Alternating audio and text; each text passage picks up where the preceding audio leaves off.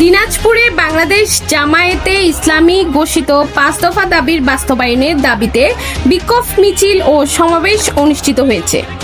শুক্রবার বিকেলে জেলা জামায়াতের উদ্যোগে শহরের বিভিন্ন সড়ক প্রদক্ষিণ শেষে সমাবেশে মিলিত হয় নেতাকর্মীরা।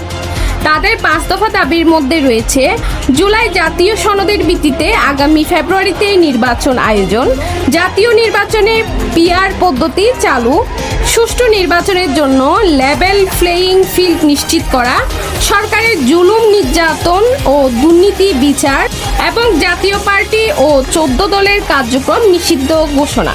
নেতৃবৃন্দ সমাবেশে বলেন, জুলাই জাতীয় সনদ বাস্তবায়ন ছাড়া দেশে গণতন্ত্র প্রতিষ্ঠা সম্ভব নয়। জনগণের ভোটাধিকার ফিরিয়ে দিতে হলে অবাধ, সুষ্ঠু ও অংশগ্রহণমূলক নির্বাচন নিশ্চিত করতে হবে।